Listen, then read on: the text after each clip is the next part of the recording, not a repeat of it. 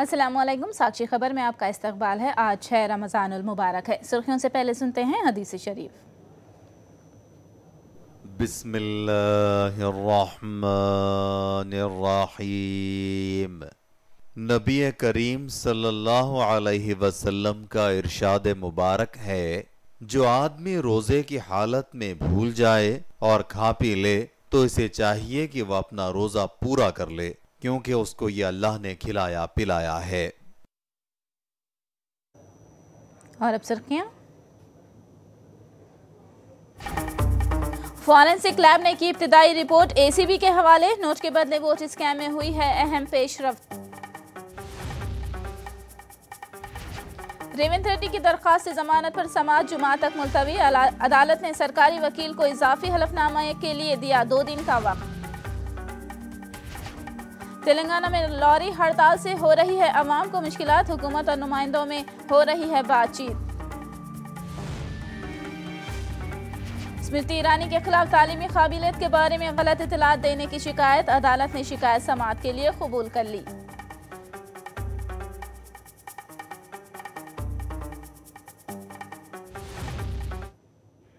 और अब तफसील, आइए नजर डालते हैं सहर और इफ्तार के औकात पर। हैदराबाद और सिकंदराबाद में सहर और इफ्तार के औकात इस तरह हैं। आज का इफ्तार 6:59 पर है, जबकि अगली सहर का इंतहाई वक्त 4:11 तक है। वोट के बदले नोट मामले में फॉरेंसिक लैब ने एसीबी को इब्तिदाई रिपोर्ट हवाले की है। वीडियो और ऑडियो टेप्स असल हालत में होने का दावा किया गया है। एसीबी ने कोर्ट में मेमो दाखिल करते हुए कहा कि टेपों के साथ कोई छेड़छाड़ नहीं की गई है। टेप में मौजूद आवाज़ की जांच के हवाले से चंद्रबाबू नायडू की आवाज़ का नमूना हासिल करने के लिए एसीबी कोर्ट से दरख्वास्त करने वाली है।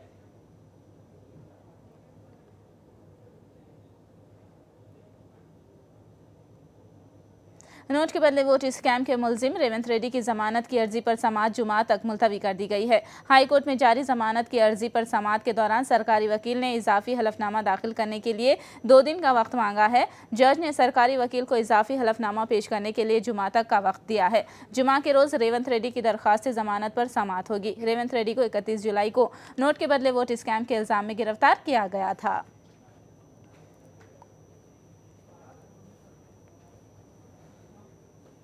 కొంతమందికి నోటీసులు ఇవ్వడం జరిగింది, వాళ్ళు విచారణకు హాజరు కాలేదు.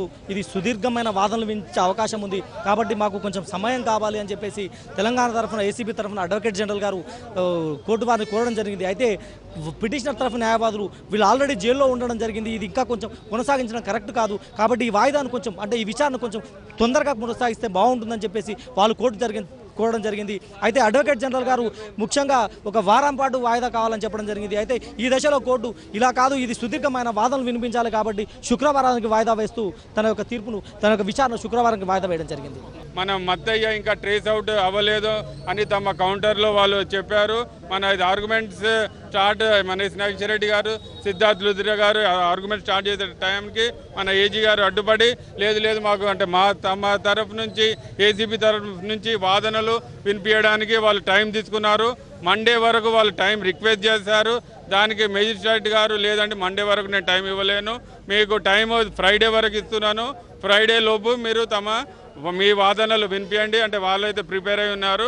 దానికి మన నాగేశ్వర రెడ్డి గారు, లుధిరా సిద్ధార్థ్ గారు అదేవిధంగా మేజిస్ట్రేట్ చెప్పిన దానికి ఒబ్లైజ్ అయ్యేసి ఫ్రైడే తమ వాదనలు కోర్టులో వినిపిస్తారు.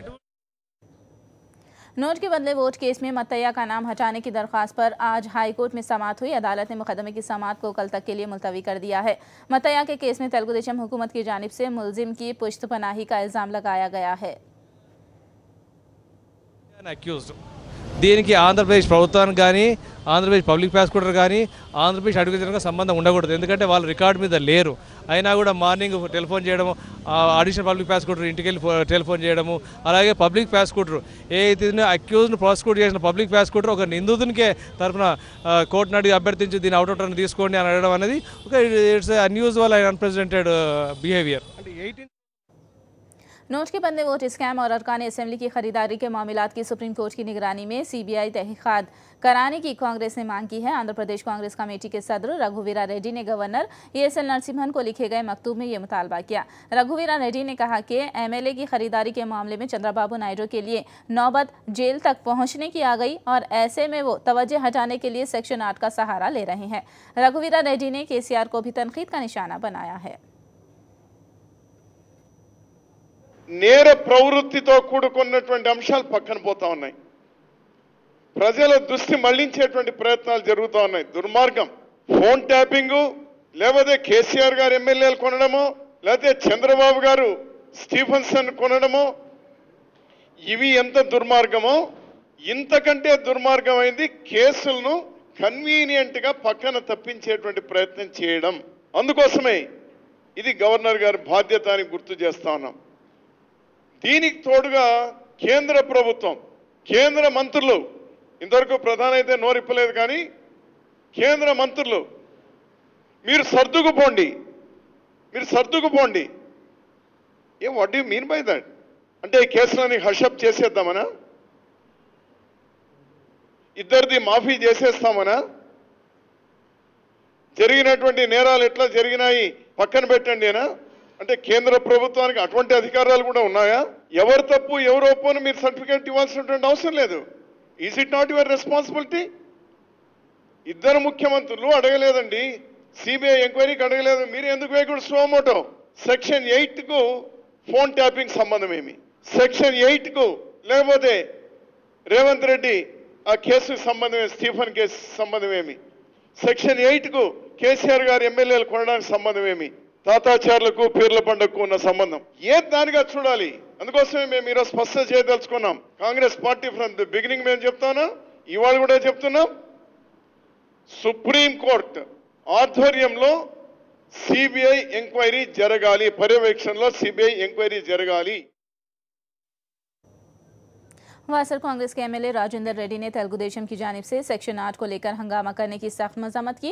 उन्होंने कहा कि सेक्शन 8 पहले दिन से रियासत में रुबामल है। उन्होंने कहा कि गवर्नर अपने इख्तियारात को कैसे इस्तेमाल करते हैं ये गवर्नर पर मुनहसिर है। ఇంతవరకు ఏమంటే సెక్షన్ 8 అనేది ఆల్రెడీ అమల్లో ఉంది కదా.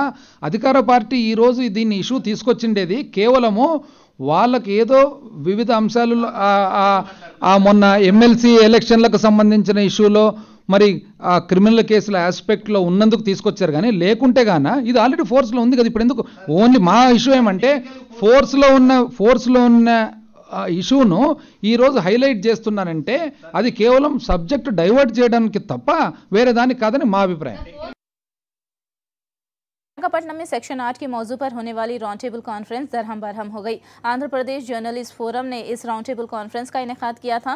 सेक्शन 8 दरअसल हैदराबाद के लॉ एंड ऑर्डर का मौजू है, तहम इस मौजू पर विशाखापट्टनम में कॉन्फ्रेंस के इनेकाद को लेकर कई सवालात किए गए। वकीलों ने विशाखापट्टनम में इस मौजू पर कॉन्फ्रेंस के इनेकाद पर एतराज़ किया। ये सवाल भी किया गया कि सेक्शन 8 पर कॉन्फ्रेंस ऐसे वक्त की जा रही है जब तेलुगुदेशम के MLA रेवंत रेड्डी नोट के बदले वोट स्कैम में संगीन इल्जामात का सामना कर रहे हैं। वकीलों ने कहा कि अचानक सेक्शन 8 अब क्यों याद आया।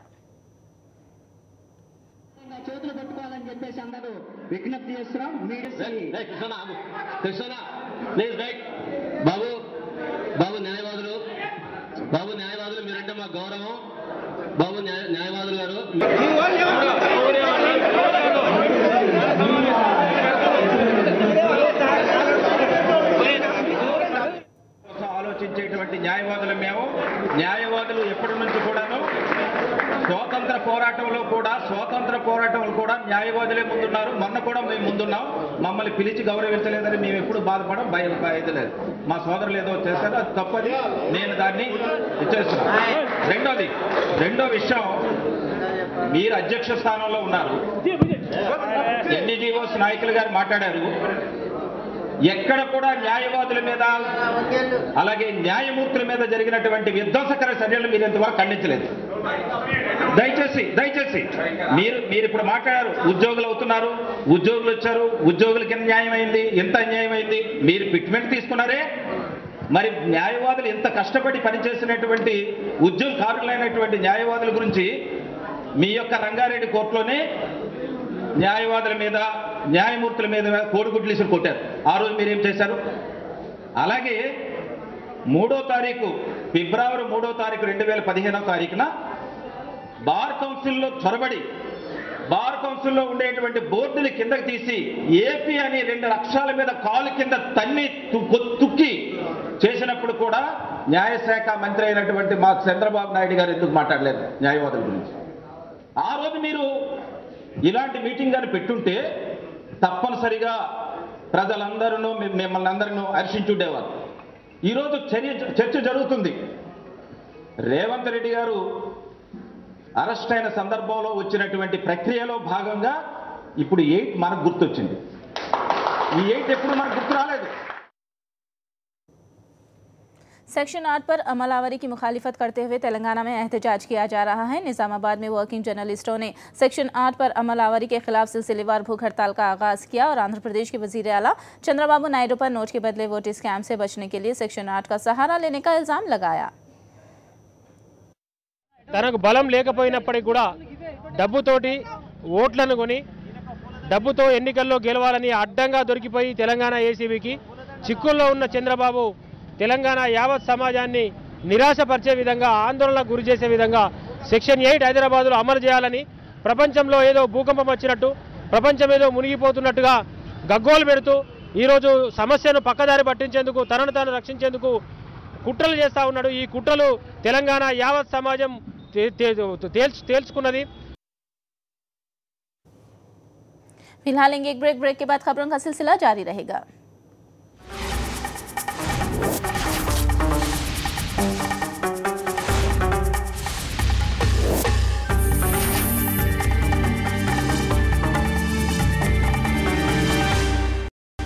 साक्षी खबर में दोबारा आपका इस्तकबाल है।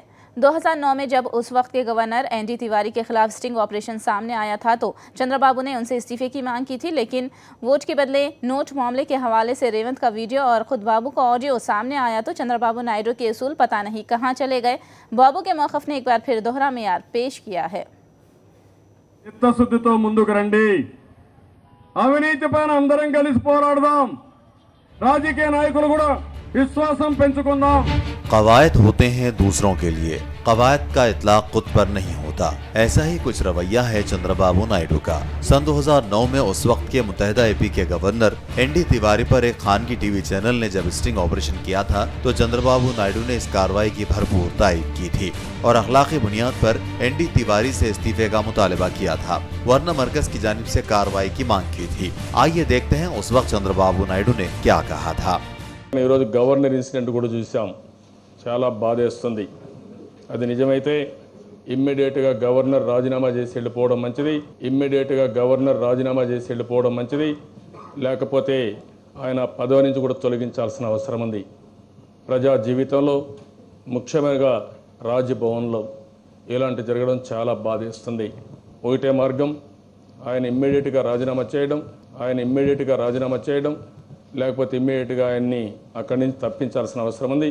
ఇమ్మీడియట్ గా చేయాల్సిందిగా గవర్నమెంట్ ఆఫ్ ఇండియాని, ప్రెసిడెంట్ ఆఫ్ ఇండియాని డిమాండ్ చేస్తున్నాను, చేస్తారని చెప్పి ఆశిస్తూ దీనిపైన కూడా ఒక ఎంక్వైరీ చేయాల్సిన అవసరం ఉంది। అక్కడ కూడా చాలా ఈరోజు చూస్తూ ఉంటే చాలా సమాచారం వస్తూ ఉంది, ఎంపీలు కూడా ఇన్వాల్వ్ అయ్యారని। ये सन 2009 की बात थी जिसे गुजरे 6 साल हो चुके हैं। लगता है बाबू ने यही सोचा होगा कि इस बात को अवाम भूल चुके हैं, लेकिन अब सन 2015 में तेलुगुदेशम एमएलए रेवंत रेड्डी नामजद एमएलए स्टीफन को 50 लाख रुपए रिश्वत देते हुए पकड़े गए, जिस वीडियो से सारे मुल्क में सनसनी फैल गई। What you giving now? 50 I'm giving now. 4.5 tomorrow you tell me the place. A person will come and 4.5 what? Crores. 4.5 crores. Okay. Total 5 crores. But you asked, I convinced my boss. So I'm putting them across the table.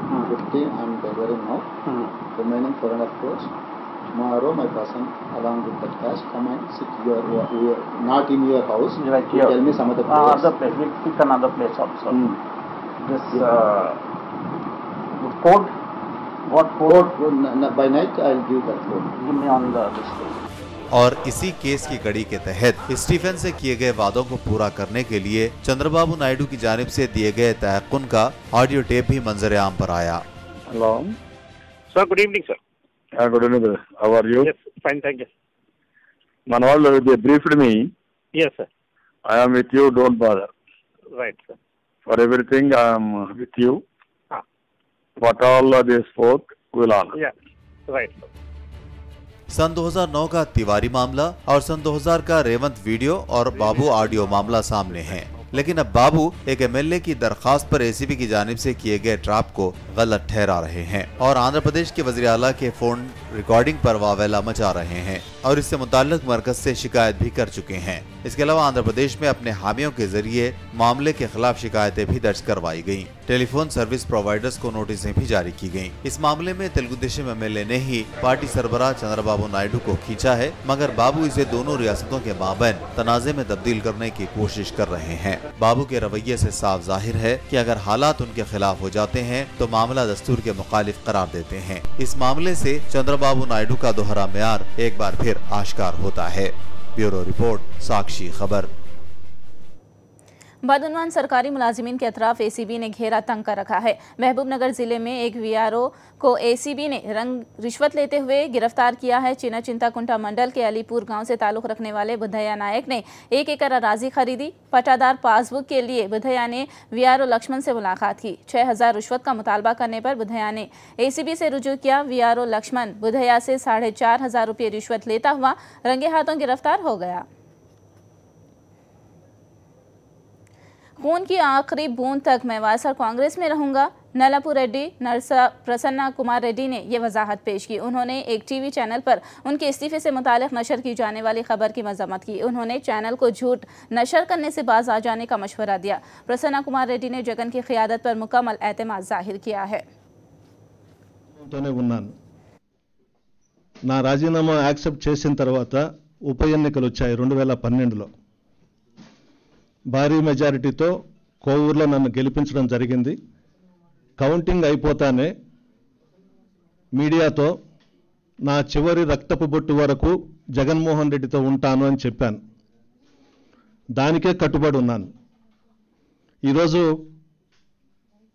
ఒక ఛానల్లో నేనేదో resignation letter ఫ్యాక్స్లో party ఆఫీసుకు పంపించినట్టు, రాజీనామా చేసేసినట్టు రకరకాలుగా ఉదయం 6 గంటల నుంచి చూపిస్తూ ఉన్నారు। నేనైతే ఏ రాజీనామా లేఖను పంపలేదు, ఫ్యాక్స్ చేయలేదు। జగన్మోహన్ రెడ్డి గారితోనే ఉంటాను, వైఎస్ఆర్ కాంగ్రెస్ పార్టీలోనే కొనసాగుతాను। దీంట్లో ఇంకొక ఆలోచన కానీ ఇంకొక నిర్ణయం కానీ నాకు లేదు। ఈరోజు ఉదయం ఏబిఎన్ ఛానల్ హైదరాబాద్ రిపోర్టరు నేను ఫ్యాక్స్ చేసినట్టుగా చెప్తున్నాడు। నెల్లూరులో విలేకరిని లైవ్లోకి తీసుకున్నారు। ఆయన రాజీనామా చేయలేదు, ఫ్యాక్స్ చేయలేదని నెల్లూరు విలేకరు చెప్తున్నాడు। ఇటువంటి అసత్య ప్రచారాలు ఎందుకు అని నేను అడుగుతున్నాను।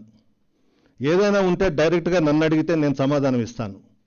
అంతే తప్ప హైదరాబాద్ రిపోర్టర్ ఒక విధంగా, నెల్లూరు రిపోర్టర్ ఒక విధంగా, నేను రాజీనామా ఫ్యాక్స్ చేసున్నా, రాజీనామా స్వయంగా పంపించున్నా మీకు చెప్పే చేస్తాను। దీంట్లో దాగుడు మూతలు అవసరం లేదు। నేనైతే కట్టుబడి ఉన్నాను, పార్టీలోనే ఉంటాను, జగన్మోహన్ రెడ్డి గారికి అనుకూలంగా ఉంటాను, ఆయన నాయకత్వంలో పనిచేస్తాను, ఇంకొక ఆలోచన లేదు। ఆయన ఏబిఎన్ ఆయన నన్ను జగన్మోహన్ రెడ్డి గారు తిట్టినట్టు కూడా చెప్పాడు ఉదయం 6 గంటలకి। ఆయన నా మీద ఎప్పుడూ గౌరవంగా ఉంటారు, నేను ఆయన మీద గౌరవంగా ఉంటాను। ఆయన ఎప్పుడు నన్ను తిట్టలేదు। ఆయన మరి ఆంధ్రజ్యోతి ఆయనకి ఏమన్నా చెప్పాడేమో, వాళ్ళు ఏమన్నా విన్నారేమో జగన్మోహన్ రెడ్డి గారు నన్ను తిట్టింది, నాకైతే తెలీదు। तेलंगाना रियासत में लॉरियों की हड़ताल शुरू हो गई है, जिसकी वजह से लारियां जहां की वहीं रुकी हैं। लारी मालिकान और हुकूमत में मुज़ाकिरात नाकाम हो गए हैं। ट्रांसपोर्ट टैक्स में कमी और दोनों रियासतों के लिए सिंगल परमिट की शुरुआत करने के अलावा दीगर 11 अहम मुतालबात की मांग करते हुए लॉरी मालिकान ने हड़ताल की राह अपनाई है। लारी ट्रांसपोर्ट निज़ाम दरहम बरहम हो गया है और अशिया ज़रूरिया की कीमतों में इजाफा होना शुरू हो गया है, जिसका रास्त बोझ आवाम पर पड़ रहा है।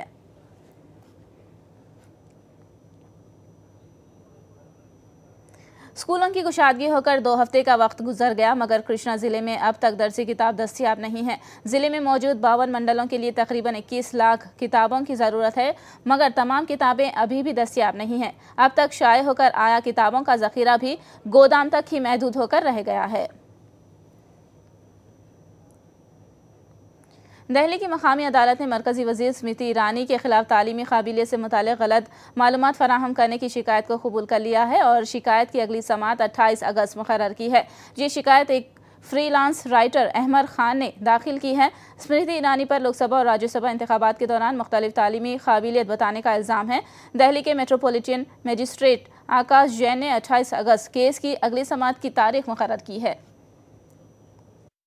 नहीं आया, ये नॉर्मल प्रक्रिया है कि कोर्ट जब कंप्लेंट आता है कोर्ट के सामने तो कोर्ट कई बार देखती है कि बहुत सीरियस केस है तो कोर्ट कहती है पुलिस इसमें इन्वेस्टिगेट करे और एफआईआर करके हमें इन्वेस्टिगेशन करके हमें दे। लेकिन दूसरा एस्पेक्ट ये है कि कोर्ट कहती है कि आप अगर आपको लगता है गलत है तो आप अपना एविडेंस हमें प्रोड्यूस करें और कोर्ट में आप एविडेंस दें। तो इस केस के अंदर कंप्लेनेंट को कहा गया है कि अगर आपको लगता है कि इन दोनों में अंतर है, कोई एफिडेविट में उनकी क्वालिफिकेशन में कोई गलत है, तो आप अपना एविडेंस प्रूफ के साथ लेके आएं और 28/6 को आप कोर्ट में दें। लेकिन हमारे हिसाब से as of today as a layman as a lawyer इसमें कोई कुछ गलती थी नहीं। 2011 के एफिडेविट में, राज्यसभा के एफिडेविट में स्मृति जी ने लिखा कि मैं BCom part 1 school of correspondence से किया है। 2014 में भी उन्होंने यही लिखा है कि बीकॉम पार्ट मैंने स्कूल ऑफ कॉरेस्पॉन्डेंस जो आज ओपन स्कूल ऑफ लर्निंग है वहीं से किया और 1994 में किया, तो कोई दिक्कत ही नहीं है। और अभी उनको कोई समनिंग हुई नहीं है, ना ही अभी उनको मुलजम करार किया गया है। स्मृति ईरानी के खिलाफ शिकायत करने वाले अहमद खान ने मरकजी वजीर पर लगाए गए इल्जामात की तफसीलात से आगाह किया है। बात का संज्ञान लेते हुए कोर्ट ने ये अपना डिसीजन दिया। आपने इसको लेकर अभी तक जो डॉक्यूमेंट्स प्रोवाइड कराए थे उनमें क्या क्या चीजें थी जो आपने एविडेंस के तौर पे यहाँ दिए थे? देखिए, हम लोगों ने उनकी 2011 की एफिडेविट, 2004 की लोकसभा की एफिडेविट और ये 2014 की एक एफिडेविट हम लोगों ने कोर्ट में लगाई है, जिसके अंदर तीनों एफिडेविट में उनकी एजुकेशन क्वालिफिकेशन जो है अलग अलग है। ठीक है, ठीक है जी। कोर्ट का फैसला बहुत सकारात्मक है, हम पूरी तरह से संतुष्ट हैं और उम्मीद करते हैं कि आगे भी जो है कोर्ट सही फैसला ले और जनता तक सही जवाब पहुंचे। देखिए, कंक्लूजन को अभी इतनी जल्दी डिफाइन कर देना मेरे ख्याल से सही नहीं है, लेकिन मैं एक बात कहना चाहूंगा कि अनपढ़ होना कोई बुरी बात नहीं है, एजुकेशन क्वालिफिकेशन कम होना कोई बुरी बात नहीं है, लेकिन गलत बयान देना और एचआरडी मिनिस्ट्री होल्ड करते हुए उनकी खुद की शिक्षा और शैक्षिक योग्यता पे सवालिया निशान होना, ये एक बहुत बड़ा सवाल है। जनता को उन्हें इसका जवाब देना। कांग्रेस तर्जुमान शकील अहमद ने तालीमी सनत से मुतालिक स्मृति ईरानी से फौरी इस्तीफे का मुतालबा किया है। न्यायालय ने वही बातें कही है जो स्मृति ईरानी ने इलेक्शन कमीशन को 2 समय में 2 अलग अलग क्वालिफिकेशन अपना बताया है और स्वाभाविक रूप से ये धोखा है, ये एक तरह से गैर कानूनी हरकत है और इसी के लिए दिल्ली के मंत्री रहे तोमर साहब क्या क्या हाल हुआ आप सब लोग जानते हैं। और कोर्ट ने प्राइमा फेसी अगर माना है तो स्मृति ईरानी जी को तुरंत त्यागपत्र देना चाहिए। अगर जरा भी मॉरलिटी है और मर्यादा का, वो भी शिक्षा मंत्री, देश के शिक्षा मंत्री के पद पर हैं, एचआरडी मिनिस्टर हैं, तो स्वाभाविक रूप से उनको तुरंत त्यागपत्र देना चाहिए। अगर वो त्यागपत्र नहीं देती हैं तो नरेंद्र मोदी जी को अपना मौन व्रत तोड़ के स्मृति ईरानी जी से तुरंत इस्तीफे की मांग करनी चाहिए। पार्लिमानी उमूर से मुतालिक काबीनी कमेटी ने पार्लियामेंट के मानसून सेशन की तारीखों को हतमी शक्ल दे दी है। 3 हफ्ते पर मुश्तमिल पार्लियामेंट सेशन का 21 जुलाई से आगाज होगा। पार्लियामेंट का मानसून सेशन हंगामा खेज होने की तवक्को है क्योंकि अपोजिशन बदनाम जमाना मुलजिम ललित मोदी की मदद करने पर वजीर खारजा सुषमा स्वराज और वसुंधरा राजे को शदीद तनकीद का निशाना बना रही है और उनसे इस्तीफे की मांग में शिद्दत पैदा हो सकती है।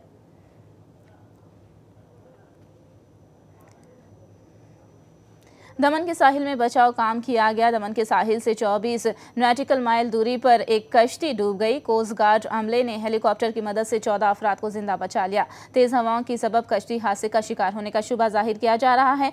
22 जून को भी इसी तरह का एक हादसा मुंबई में वाक़ हो चुका है, जब भी नेवी के बहादुर जवानों ने 20 अफराद को जिंदा बचा लिया था।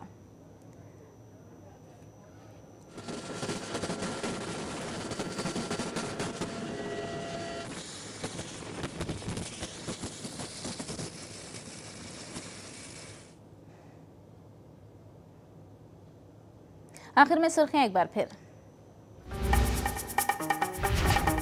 फॉरेंसिक लैब ने की इब्तिदाई रिपोर्ट एसीबी के हवाले। नोट के बदले वोट स्कैम में हुई है पेशरफ्त।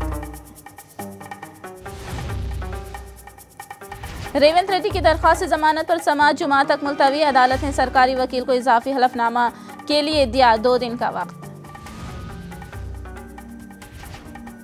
तेलंगाना में लॉरी हड़ताल से हो रही है आवाम को मुश्किलात। हुकूमत और नुमाइंदों में हो रही है बातचीत। स्मृति ईरानी के खिलाफ तालीमी काबिलियत के बारे में गलत इतलात देने की शिकायत। अदालत ने शिकायत समाअत के लिए कबूल कर ली।